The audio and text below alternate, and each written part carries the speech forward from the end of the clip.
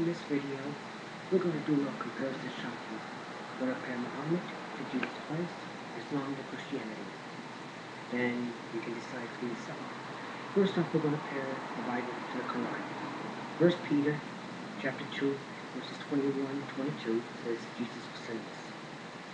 Now we take the Quran, Surah 18, 110. Muhammad was sinful. Okay? Muhammad was the Prince of War. Christ is the Prince of Peace. Isaiah 9, 6 and 7. Muhammad's disciples killed for the faith. Christ's disciples were killed because of their faith. Acts 12, 2 and 2 Timothy 4, 7. Muhammad promoted persecution against the infidels. Christ forgave and converted the chief prosecutor. 1 Timothy 1, 13 to 15. Muhammad was the taker of life. Christ was the giver of life. John 10, 27 and 28. Muhammad and his fellow warriors murdered thousands. Christ murdered no one, save many. John 12, 48. Muhammad's method was compulsion. Christ's aim was voluntary conversion. Acts 3:19. Muhammad practiced force. Christ preached faith. John 6:29 and 35. Muhammad was a warrior. Christ is a deliverer. Colossians 1:13 and 1 Thessalonians 1:10. Muhammad conquered his enemies with a sword. Christ conquered his enemies with another kind of sword, the sword of the Spirit, which is the Word of God. Hebrews 4:12, Acts 2:37. Muhammad said to the masses, convert or die. Christ said, believe and live. John 6:47, 11, 25 through 26. Muhammad was swift to shed blood. Romans 3:15 and 17. Christ shed his blood for salvation of many. Ephesians 1:7. Muhammad preached death to the infidels. Christ prayed, Father, forgive them, for they know not what they do. Luke 23:34. Muhammad declared a holy war, or jihad, against infidels. Christ achieved a holy victory on Calvary's cross, Colossians 2:14 and 15.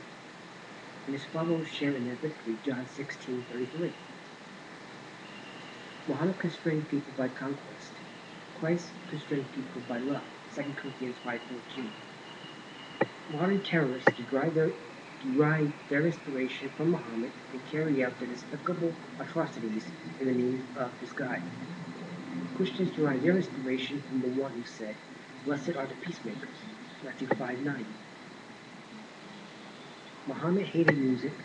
Christ, Jesus, and his disciples sang hymns, and the apostles commanded the Lord's church to sing. Matthew 26:30, Ephesians 5:19, and Colossians 3:16. Muhammad allowed that a mullah of Islam can be a terrorist and immoral animal like Osama bin Laden. The Bible requires that a leader in the church of the Lord Jesus Christ must be above reproach.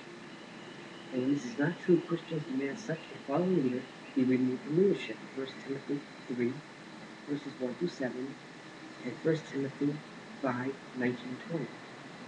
Islam calls on its followers to observe 5 pillars, while all other aspects of life can be vulgar and not affect the Muslim's prospects of paradise.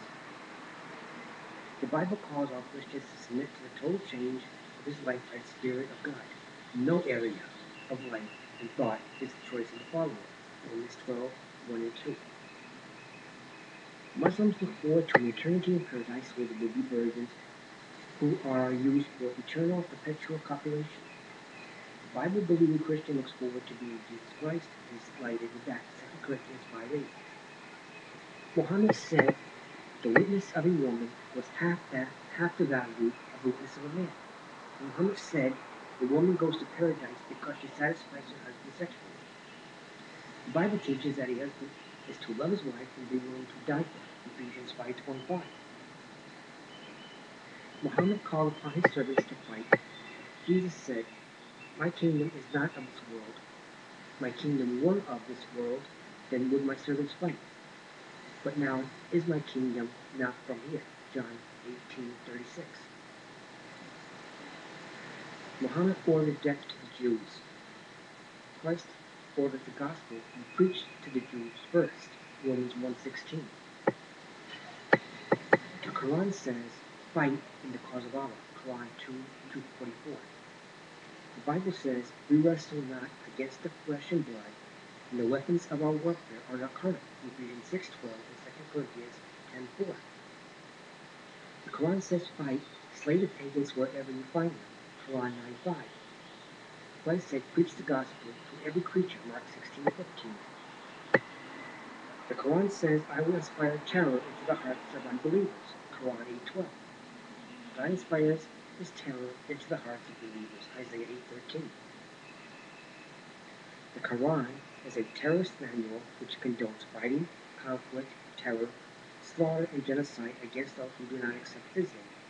The Bible is a missionary manual to spread the gospel of peace to all the world. Romans 10:15.